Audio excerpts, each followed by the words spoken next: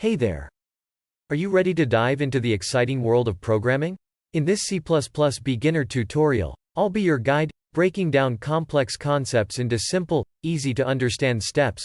Whether you're dreaming of creating your own games or software, or you're simply eager to enhance your coding skills, this tutorial is your perfect starting point. Hit that subscribe button and join our community of passionate learners. Let's unleash your programming potential together. Don't miss out. Subscribe now and let's begin this incredible coding journey. To start, we need to create a new file. I use Visual Code. You can use whatever code editor you want. When creating a C++ project, always add the .cpp extension. This tells the code editor that this is a C++ project. Now let's write our first C++ program. At the top we will write #include, then within angle brackets iostream. In C++, the line #include iostream is a preprocessor directive. It tells the C++ compiler to include the contents of the iostream standard file. This file contains declarations for the standard input/output stream objects, such as standard console out and standard console in, which are used for reading from and writing to the standard input/output devices, such as the console.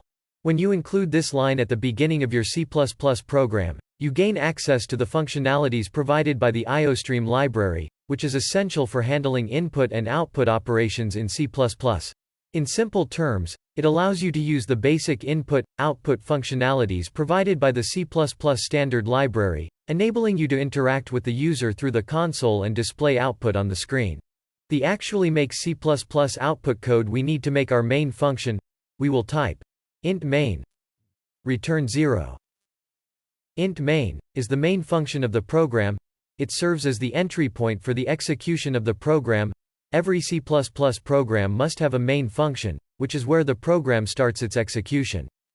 These curly braces represent a block of code. All the instructions or statements that you want to include in your program are written within these curly braces. Return 0 is a statement is used to return a value from the main function. In this case, the value 0 is returned, indicating that the program has executed successfully. It's a convention in C++ to return 0 from the main function to indicate a successful execution. Therefore, this code structure defines the starting point of a C++ program, where you can write your code within the curly braces to perform specific tasks or operations. Let's output some text in the console. For that, we will write standard console out and within quotation marks hello world.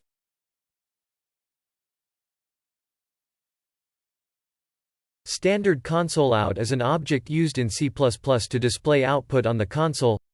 Standard is the namespace that includes many standard C++ functions and objects.